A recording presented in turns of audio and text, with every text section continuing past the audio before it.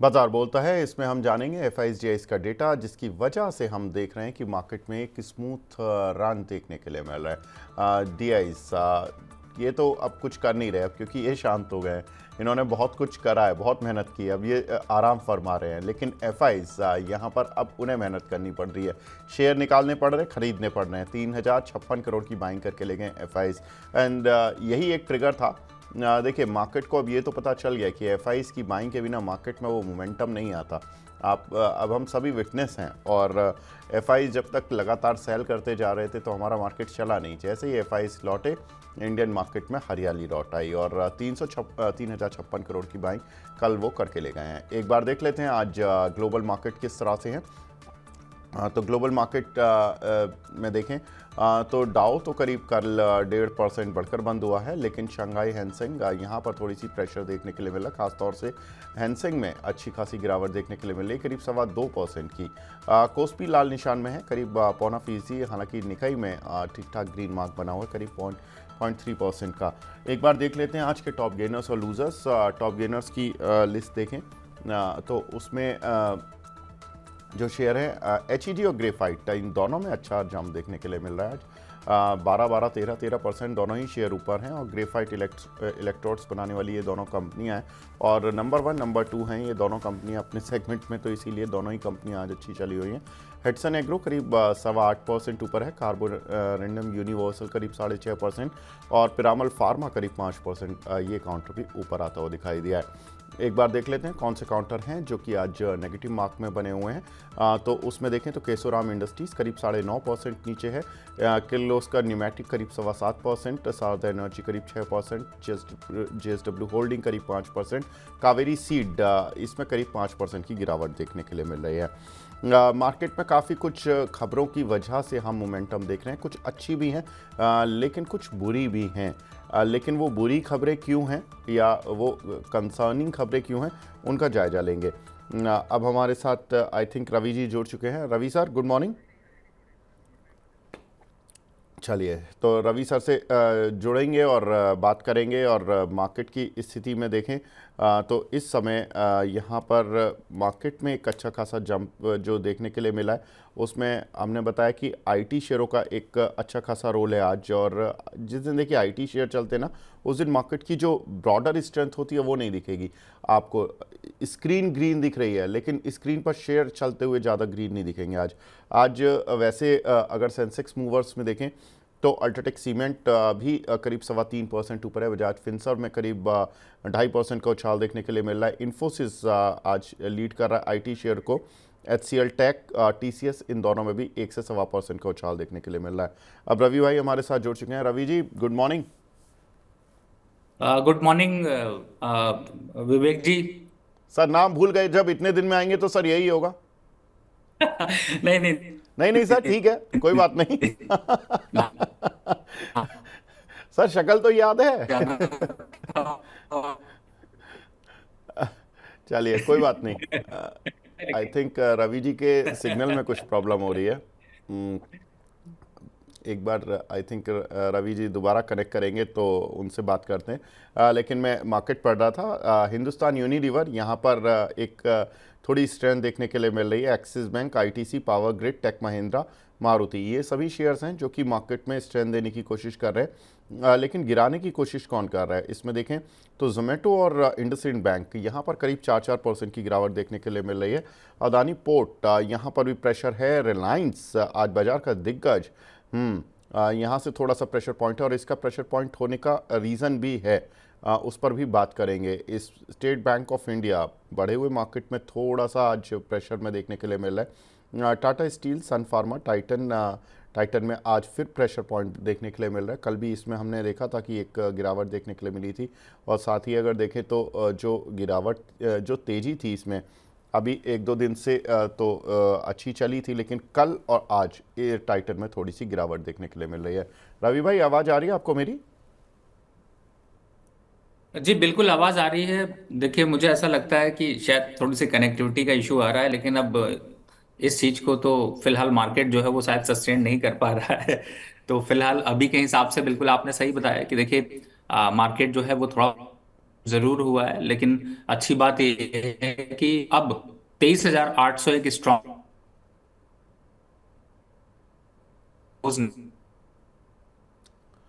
बिल्कुल। आज रवि जी के सिग्नल नहीं आ रहे हैं, तो रवि जी को हम दोबारा कनेक्ट करने की कोशिश करते हैं, लेकिन कुछ एक मैं खबरें पढ़ देता हूँ जो कि इम्पॉर्टेंट हैं। और इम्पॉर्टेंट इसलिए हैं क्योंकि इनका इम्पैक्ट जो होता है पूरे मार्केट पर ब्रॉडर वेज में देखने के लिए मिलता है। और रिलायंस क्यों नीचे, उसका भी मैं रीज़न आपको बता देता हूँ। वेनेजुएला से तेल खरीदने पर 25% टैरिफ लगाएगा अमेरिका। अगर कोई भी देश वेनेजुएला से तेल खरीदता है, कच्चा तेल, तो उस पर टैरिफ लगाएगा अमेरिका 25% का। ये डोनाल्ड ट्रंप ने कल कहा है। हमने कहा ही था कि लास्ट वीक भी कहा था वीकेंड्स में कि अब ये जो वीक रहेगा ना, इस वीक में डोनाल्ड ट्रंप कुछ ना कुछ हार्ड लाइंस मारने वाले हैं। क्योंकि उनको रेसिप्रोकल टैरिफ लगाने 2 अप्रैल से, तो वो कुछ ना कुछ बोलेंगे ज़रूर। और वेनेजुएला से अमेरिका में टेररिस्ट आए हुए हैं, डोनाल्ड ट्रंप कह रहे हैं। अब प्रॉब्लम क्या है भारत के लिए कि भारत ने जनवरी 2024 में भी वेनेजुएला से करीब 2.5 लाख बैरल पर डे का क्रूड खरीदा है। और अगर वेनेजुएला का कुल तेल एक्सपोर्ट देखें तो करीब 5.5 बैरल पर डे का था, तो उसमें से एक अच्छा खासा पोर्शन भारत ने इंपोर्ट किया है। अब सबसे बड़ी प्रॉब्लम इसमें यह है कि रिलायंस, एचपीसीएल, बीपीसीएल जैसी कंपनियां हैं, रिलायंस, आईओसी और एचपीसीएल जैसी कंपनियां हैं जिन्होंने कि वेनेजुएला से क्रूड काफ़ी ख़रीदा था। मैं एक डेटा देख रहा था जिसमें कि दिसंबर 2023 का एक ब्रेकअप है जिसमें कि इंडिया ने करीब 1.91 लाख बैरल पर डे का क्रूड खरीदा था। जो अभी मैंने डेटा पढ़ा वो जनवरी 2024 का था, यानी कि 1 महीने बाद का टोटल डेटा था। उसमें रिलायंस ने, जो दिसंबर 2023 में जो क्रूड आया था, उसमें रिलायंस ने करीब 1.25 लाख 1.91 में से 1.27 लाख रिलायंस ने खरीदा, आईओसी ने करीब 0.37 और एचपीसीएल ने करीब 0.28 लाख बैरल क्रूड खरीदा वेनेजुएला से। आप लिस्ट में देख सकते हैं। तो ये जो प्रॉब्लम है ना, ये थोड़ा बढ़ने वाली है क्योंकि डोनाल्ड ट्रंप किसी कंट्री के बारे में अगर एक राय बनाते हैं और उसके खिलाफ अगर कुछ चीज़ें आती हैं तो वो कुछ ना कुछ अपने स्टेटमेंट से सेंटीमेंट तो ज़रूर नेगेटिव कर देते हैं। और इंडिया के टोटल क्रूड में अगर हम देखें तो करीब 1.5% का क्रूड इंपोर्ट वेनेजुएला से होता है, लेकिन रिलायंस के जो क्रूड बास्केट है उसमें थोड़ा सा जो क्रूड है वो वेनेजुएला से ज़्यादा आ रहा है। रवि भाई कनेक्ट हो गए क्या? जी, रवि जी आप कनेक्टेड है ना? आवाज़ आ रही है सर? चलिए, तो रवि जी से आवाज़ जब जुड़ेगी तब हम बात करेंगे। लेकिन अगर हम देखें तो ये जो क्रूड ऑयल की परचेज़ है ये रिलायंस, आईओसी और एचपीसीएल, आज जैसा कि हमने देखा भी कि मार्केट में तेज़ी आ रही है, लेकिन कहीं ना कहीं मार्केट में एक जो ऊपरी स्तरों से गिरावट आ रही है उसमें रिलायंस इंडस्ट्रीज़ का रोल काफ़ी तेज़ हो रहा है। क्योंकि रिलायंस बिल्कुल जो मार्केट का मोमेंटम था उसके हिसाब से ओपन हुआ 1307 रुपये 70 पैसे पर, लेकिन अभी इस समय जो रिलायंस चल रहा है वो 1295 चल रहा है। 12 रुपये रिलायंस मतलब कि 1% नीचे अपने हाई से। इसका मतलब है इसका मतलब यही है कि मार्केट में जो ऊपरी स्तरों से गिरावट आ रही है उसमें रिलायंस का एक कंट्रीब्यूशन है। और वहीं अगर हम देखें आईओसी में भी अगर हम 134 की ओपन हुआ था ये शेयर, और करीब करीब जो लो लगा है अब 131 का लगा है, और वहीं पर ये शेयर इस समय ट्रेड कर रहा है।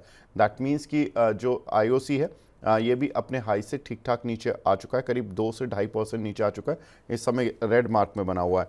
हिंद पेट्रो देखें तो ये 364 का हाई लगा है आज इसमें, और इस समय 357 रुपये के लेवल्स पर चल रहा है और बिल्कुल डेज लो के करीब चल रहा है। तो यहाँ पर इन तीनों ही शेयरों में एक गिरावट देखने के लिए मिल रही है, जिसकी वजह से हम देख रहे हैं कि कहीं ना कहीं कंट्रीब्यूशन सभी शेयरों का आ रहा है जो कि मार्केट की थोड़ी सी स्ट्रेंथ को कम कर रहा है। लेकिन इंपॉर्टेंट खबरें पॉजिटिव भी हैं, उन पर भी बात करेंगे। अगर रवि जी जुड़ गए हो तो हम बात करना चाहेंगे इस खबर पर। बिल्कुल, चलिए, रवि जी ने बहुत बढ़िया काम किया। अब रवि जी मेरे साथ ही आ रहे हैं स्टूडियो में।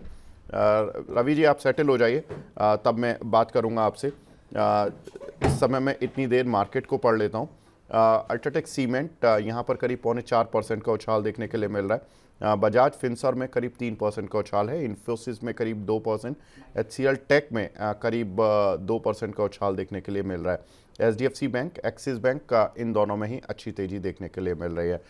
तो ये जो इम्पोर्टेंट खबर है कि हमने देखा कि वेनेजुएला वाली, इसकी वजह से मार्केट में थोड़ा सा एक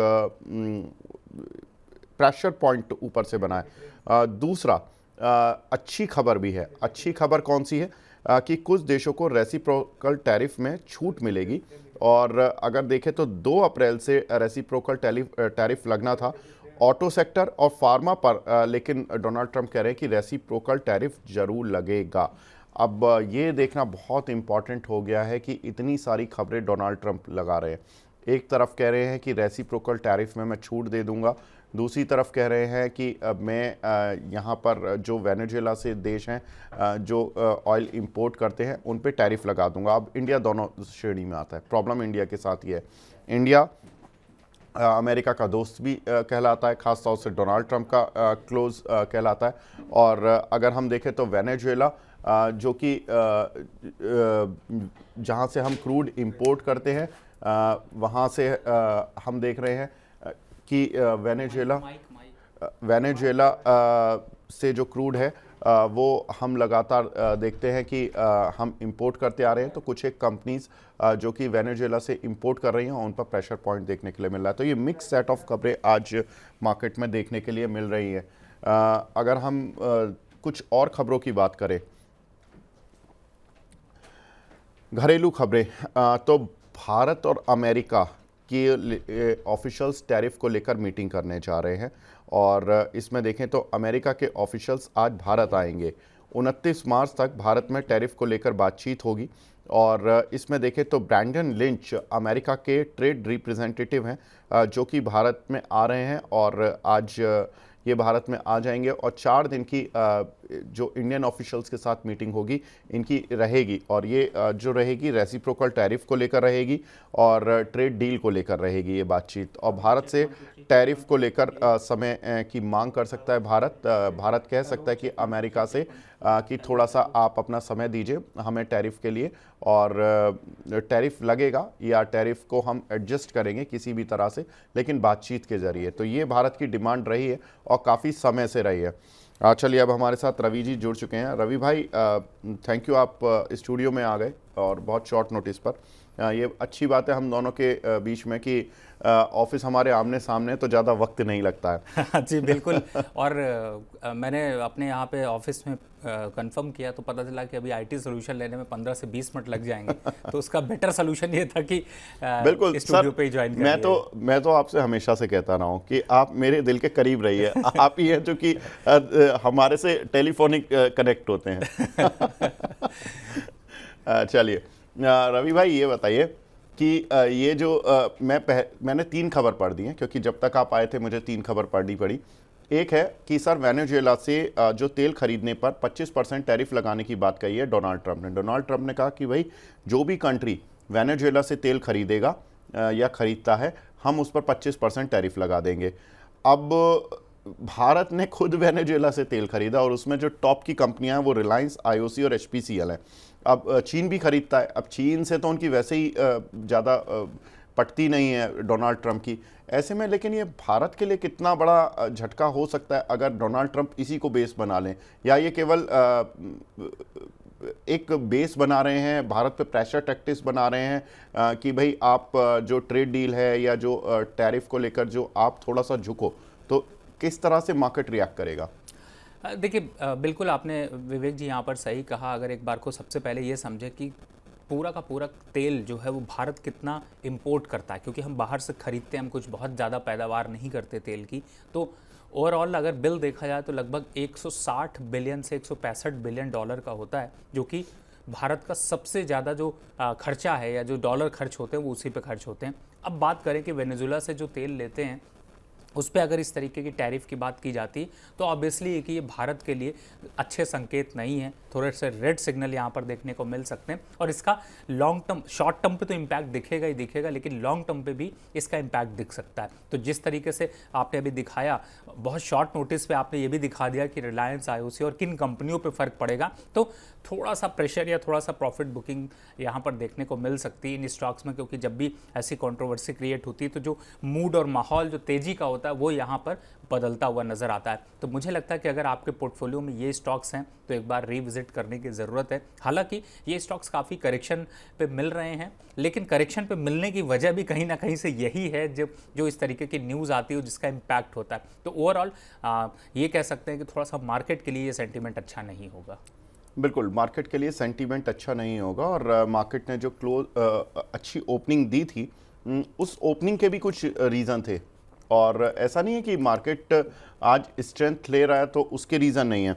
रवि भाई, ये एक रीज़न हो गया। अभी आपको ना मैं 2 खबरें और बताऊंगा, फिर दिमाग में खिचड़ी बनने वाली है क्योंकि एक पॉजिटिव खबरें होंगी, एक नेगेटिव होंगी। अब ये नहीं समझ आएगा कि कैसे क्या होने वाला है, क्योंकि नहीं, परेशानी नहीं है, क्योंकि देखिए जो आपके दर्शक हैं, सबसे पहले तो मैं उनसे क्षमा भी मांग लूँ कि बड़ी लेट हम लोग वो कर पाए, लेकिन आप सबसे पहले इतना जल्दी छोड़िए नहीं, प्रोग्राम में रहिए और अपना स्टेटस ज़रूर शेयर कर दीजिए, क्योंकि मैं तो सिर्फ आपसे एक ही रिक्वेस्ट करता हूँ, स्टेटस शेयर कर लीजिए जिससे कि ज़्यादा से ज़्यादा लोग जुड़ जाएं। और दूसरा, जो न्यूज़ की बात जो कर रहे हैं, देखिए उसी न्यूज़ के उलझनों को दूर करने के लिए विवेक भाई बहुत बढ़िया से न्यूज़ बताते हैं और उस पर हम लोग पूरी R&D करके ये निकालने की कोशिश करते हैं कि वो आपके लिए फ़ायदे का सौदा है या नुकसान का सौदा है। तो यहाँ पर वो पकड़ने की कोशिश करते हैं। तो साथ जुड़े रहिए, लोगों को जोड़ते रहिए, आगे बढ़ाइए कारवां। मुझे ऐसा लगता है कि आगे सब चीज़ हमारे ऊपर छोड़ दीजिए, पोर्टफोलियो पे चमक तो हम ले ही आएंगे। बिल्कुल बिल्कुल सर, भरोसा पूरा है कि पोर्टफोलियो में चमक लौटेगी। और आज मैं आपके साथ सर बहुत शैतानियां करने वाला हूं, तो मैं तो वेट कर रहा था। मुझे अच्छा लगा कि अच्छा हुआ आपका इंटरनेट कनेक्शन नहीं आया लेकिन बस थोड़ा सा 10-1 मिनट का डिले हो गया, लेकिन कोई बात नहीं सर, आई विल मैनेज और हमारे दर्शक भी मैनेज कर लेंगे, कोई इतनी दिक्कत नहीं है। रवि भाई, दूसरी चीज ये है कि कुछ देशों को ना रेसिप्रोकल टैरिफ में छूट मिलेगी। अब ये डोनाल्ड ट्रंप ने, देखे, एक तरफ बोल रहे हैं कि वेनेजुएला से जो तेल खरीदेगा मैं उस पर टैरिफ लगा दूंगा, यानी कि उनका टारगेट इंडिया और चाइना है। अब वो दूसरा कह रही है कि कुछ देशों को मैं रेसिप्रोकल टैरिफ में छूट भी दे दूंगा जो 2 अप्रैल से लगना है, लेकिन उन्होंने कहा कि ऑटो और फार्मा सेक्टर पर तो मैं टैरिफ लगाऊंगा ही, ये तो पक्का है 2 अप्रैल से। अब ये बताइए कि रेसिप्रोकल टैरिफ में अगर छूट मिलने वाली है, अच्छा चलिए मैं तीसरी खबर और पढ़ देता हूं तो और थोड़ा मजा आ जाएगा। भारत में अमेरिका का आज एक डेलीगेट आ रहे हैं जो कि मीटिंग कर रहे हैं रेसिप्रोकल टैरिफ को लेकर, और वो आज भारत पहुंच जाएंगे या कल रात पहुंच गए होंगे, और आज से लेकर 29 मार्च तक वो 4 दिन रहेंगे, जिसमें कि गवर्नमेंट ऑफिशियल्स के साथ वो मीटिंग करेंगे ट्रेड डील को लेकर और रेसिप्रोकल टैरिफ को लेकर। और इनका नाम है ब्रेंडन लिंच, जो कि अमेरिका के ट्रेड रिप्रेजेंटेटिव हैं। ये 4 दिन की भारत यात्रा पर आ चुके हैं। अब सर ये बताइए, रेसिप्रोकल टैरिफ लगेगा, नहीं लगेगा, या जो भी होगा, या भारत को कुछ समय मिल जाएगा? भारत क्योंकि इसमें डिमांड यही कर रहा है कि हमें समय दे दो, हम चीज़ें आराम से सेटल करते हैं। समय मिलेगा तो अच्छी बात है, और ये वेनेजुएला वाली जो स्टोरी है ये अलग से आती है। तो सर ओवरऑल मार्केट पर और शेयरों पर क्या इम्पैक्ट होने वाला है? देखिए, मुझे एक बात याद आती है जो मैं इसको बाद में आता हूँ स्टोरी पे। जब मोदी साहब जो है वो अमेरिका गए थे तो उन्होंने कहा था कि मोदी जी बहुत अच्छे नेगोशिएटर हैं, और मोदी जी कितने अच्छे नेगोशिएटर हैं वो इससे अंदाज़ा लगता है कि मोदी जी ने एक बयान में कहा था कि अमिताभ बच्चन को हमको, जब गुजरात के जब वो चीफ मिनिस्टर थे, तो उन्होंने सिर्फ फ्री में दोस्ती यारी में ही कहा था कि आओ भैया एक दिन गुजारो गुजरात में। तो आप समझ सकते हैं कि वो कितने बड़े नेगोशिएटर हैं कि वो डोमेस्टिक पे नहीं छोड़ते तो इंटरनेशनल किसी को नहीं छोड़ने वाले हैं। मुझे ऐसा लगता है कि ये जो टाइम और इसकी जो बाउंडेशन है वो सिर्फ इसीलिए कि ज़्यादा से ज़्यादा नेगोशिएशन हो सके, और यूएस जो है वो सिर्फ एक चीज़ पर यहाँ पर भारत के लिए कड़ी पॉलिसी लेकर आया है, लेकिन उसका शिकार यूएस खुद होता जा रहा है। मैं आपको बताता हूँ ऐसा क्यों। क्योंकि देखिए, यूएस एक इंपोर्ट बेस्ड कंट्री है, ना कि एक्सपोर्ट बेस्ड कंट्री है। उसकी डिपेंडेंसी वो चाहे माने या ना माने, लेकिन उसको चाइना, भारत और ऐसे 10 देशों पर डिपेंडेंसी उसको रखनी है, क्योंकि उसका खर्चा उसी से चल रहा है।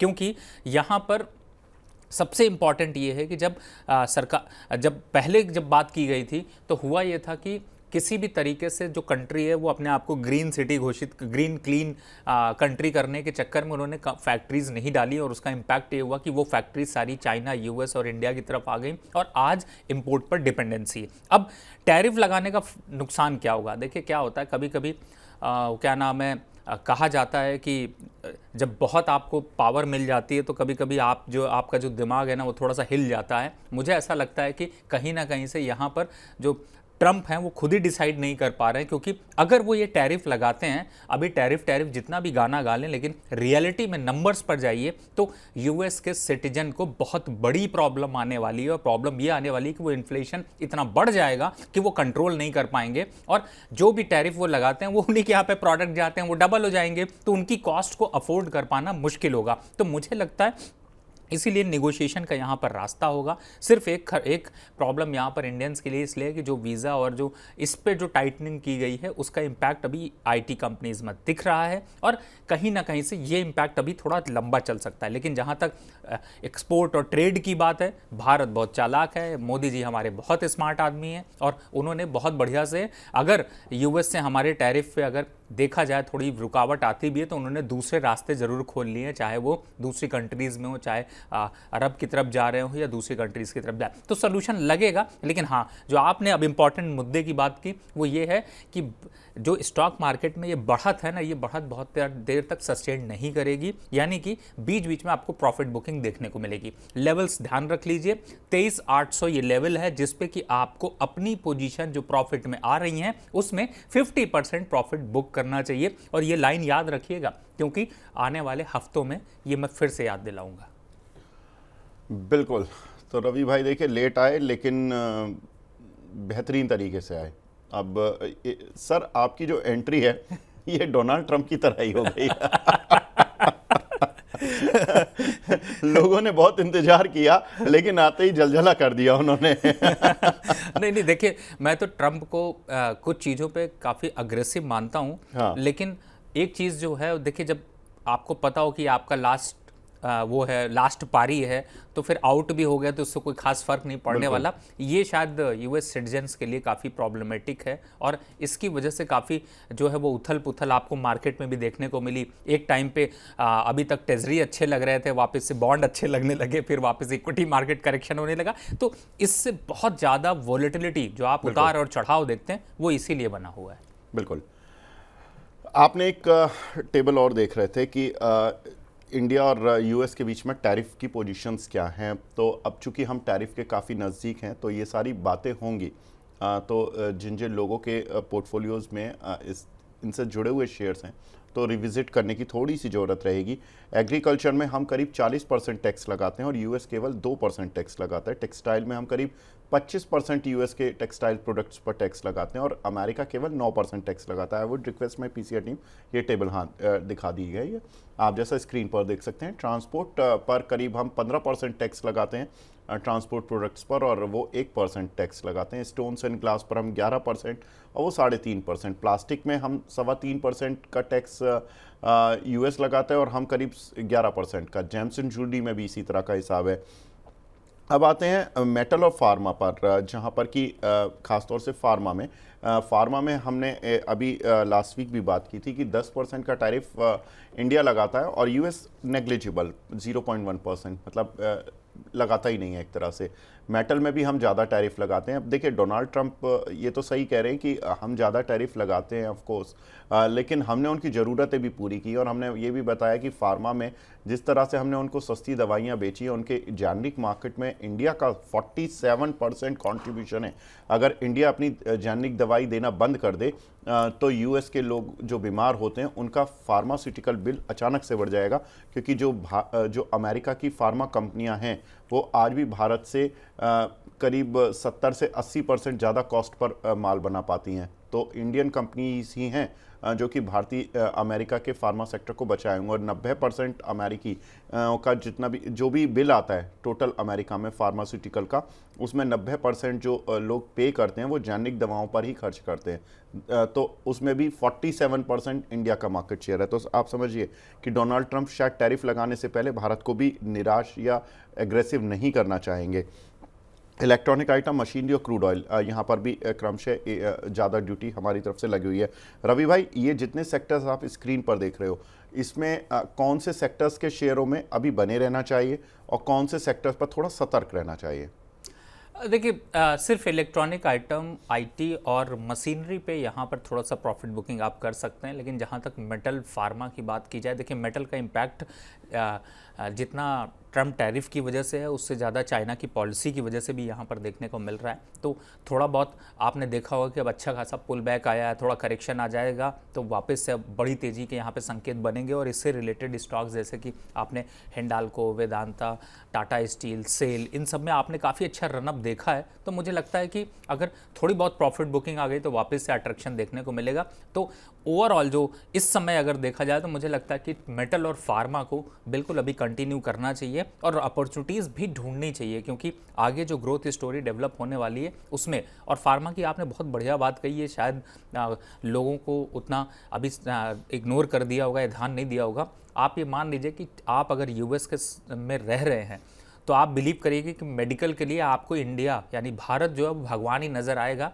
क्योंकि वहाँ पर आप एक पैरासीटामॉल भी खुद नहीं खरीद सकते हैं। तो ये मान के चलिए। और जो बात आपने कही कि वहाँ के सिटीजन्स को, सबसे बड़ी बात है कि वहाँ के सिटीजन वैसे ही वहाँ के मेडिकल को अफोर्ड नहीं कर पा रहे हैं, और इसीलिए आपने देखा होगा कि विदेशी जो सिटीजन्स हैं वो भारत में आकर अपनी बड़ी बड़ी सर्जरीज़ को कराते हैं, क्योंकि उनको कॉस्ट बहुत कम पड़ती है। लेकिन अगर ऐसा इम्पैक्ट होता है तो वहाँ के आम नागरिक को भी ये चीज़ झेलनी पड़ेगी। देखिए, जो कंट्री होती है ना, उसको कोई बिजनेसमैन जब रन करता है तो उसमें इस तरीके की जो बेहुदा हरकतें हैं, वो मैं यही कहूँगा विवेक भाई कि ये जो हरकतें हैं ये थोड़ी सी एक उचकापन दिखाती हैं, जो कि इस तरीके की एक्टिविटी देखने को मिलती। हो सकता है मेरी बात आपको लग रहा हो कि मैं ऐसा बोल रहा हूँ, लेकिन मान के चलिए कि एक समझदार, जैसे एक कंटिन्यू इकोनॉमी को अगर देखना हो तो आपको नीचे तबके से लेके ऊपर तबके के लोगों को देखना पड़ेगा। यूएस को पहले अंदर झांकना चाहिए, क्योंकि उनका जॉबलेस क्लेम डेटा या फिर उनका जो हाउस होल्ड सेल डेटा है वो ये बताता है कि यूएस की खुद स्थिति बहुत ख़राब है। तो कहीं ना कहीं से जब अपनी स्थिति ख़राब हो तो बाहर चिल्लाने से ऐसा लगता है कि दूसरों की स्थिति ख़राब हो जाएगी, लेकिन आपको अंदर झांकना ज़रूर चाहिए कि आपकी सिचुएशन क्या चल रही। तो मुझे लगता है कि यहाँ पर यूएस को अपनी सिचुएशन समझने की ज़्यादा ज़रूरत है, क्योंकि इस समय जो हालात हैं वो काफ़ी पुअर हैं। और यूएस के हालात तो कहीं मुझे ऐसा लगता है कि इकॉनमी वाइज ऐसा ना देखने को मिले कि वहाँ के सिटीजन्स जो हैं वो खुद ही विद्रोह करते हुए नजर आए। बिल्कुल, डोनाल्ड ट्रंप तो केवल वो होता है ना सर कि अपनी तारीफ खुद से करना। वो कहते हैं अमेरिका को मैं ग्रेट बना दूंगा, या हमें बहुत ज़बरदस्त रिस्पॉन्स मिला वहाँ पर। भले ही 100% लोग तो चलिए किसी कंट्री में सेटिस्फाई नहीं होते, 50% तो। मेरी यूएस के कुछ सिटीजन से बात हो रही थी जो मेरे फैमिली फ्रेंड्स हैं, उनके कुछ अलग ही सोच है, वो डोनाल्ड ट्रंप की सोच से मैच नहीं खाती है उनकी। अब जीत गए हैं तो बिल्कुल सही बात है कि वो कह रहे हैं कि अमेरिका में काफ़ी कुछ अनिश्चितताएं, अनसर्टेनिटी और बहुत तरह का नेगेटिविटी भी फैलती जा रही है। तो ये लोगों के लिए अच्छी बात नहीं है। लेकिन अब एक पॉजिटिव बात जो हमारे साथ है, हमारे साथ दूसरे खास मेहमान भी जुड़ चुके हैं। हमारे साथ रचित खंडेलवाल जी भी जुड़ चुके हैं। रचित भाई, ये ग्रीन मार्केट में रेड टाई, अच्छा ये रेड नहीं है सर, थोड़ी सी, बिल्कुल मैंने थोड़ा गलत देख लिया। लेकिन सर देखिए, हम तो ग्रीन टाई पहनकर आने लगे, अब तो रेड टाई तो मैंने सिस्टम से हटा दी। सर रेड टाई को मैं सिस्टम से हटा नहीं पा रहा हूँ, और अच्छा। उसके पीछे का एक बेसिक कारण है। देखिए, लास्ट वीक जब हम शो कर रहे थे और उसके पहले मंडे हमारी बात हुई थी संदीप सर से भी, तब हमने कहा था कि 22,660 के ऊपर शॉर्ट पोजीशन मत रखिएगा, और मार्केट वहां से एक डिसेंट अपसाइड रजिस्टर कर सकता है। And trust me Vivek sir, very frankly, उस टाइम जब ये कमेंट्री हम कर रहे थे, हमको खुद को नहीं पता था कि मार्केट इस तरीके से रिस्पॉन्ड करेगा। मतलब it has been a very different experience all together. Market ने जिस तरीके से सारे लेवल तोड़ते गए हैं, और जिस तरीके से पूरा मूवमेंट चलता रहा है, और आज भी फर्स्ट हाफ में जिस तरीके का मूवमेंट दिखाने की कोशिश कर रहा है, बहुत अच्छी बात है, बहुत अच्छी अपॉर्चुनिटी है जो हमको मिली भी है। और जो हम इतने टाइम से जब मार्केट फॉल कर रहा था, और उस टाइम भी हम ट्रोल हो रहे थे जब हम बोल रहे थे कि भाई लोअर लेवल्स पे आप बाइंग करिए। अब कल के शो में भी मैंने यही बात करी, आज के शो में भी यही बोलूंगा कि आपने जो 22,000, 22,200, 300 के लेवल पे स्टॉक ले रखा है, और वो आपका अगर डिसेंट प्रॉफिट में है तो it is time to book profits. ये कहीं ना कहीं लाल टाई जो है ये वही बता रही है कि इस लाली को ना भूला जाए। पिछले 5-6 महीनों से ये लाली के साथ ही हम बैठे हुए थे, ये हरियाली हमें 2 हफ्ते से देखने को मिली है, बट इसको ना भूले, ये अंडरटोन में अभी भी कहीं ना कहीं मेंटेन हो रही है। तो ये दिल के करीब है, चाहे शर्ट पूरी नीली पहनकर आया हूं, मगर हाँ, ये लाल टाई बड़ा क्लियर इंडिकेशन दे रही है कि इसका रंग बहुत ज्यादा दूर ना रखें, ये वापस देखने को मिल सकता है। बिल्कुल। चलिए, तो ये बढ़िया बात है कि रवि भाई कुछ कहना नहीं चाह नहीं रहे नहीं, हैं, मुझे बिल्कुल लगा। सही कहा उन्होंने। देखिए, लाल होता क्या है, जब ग्रीनम ग्रीन दिख रहा हो तो आंखों के, वो कहते नहीं कि सब कुछ अंधा हो जाता है, तो उसमें एक रेड टाई बहुत काम आती है।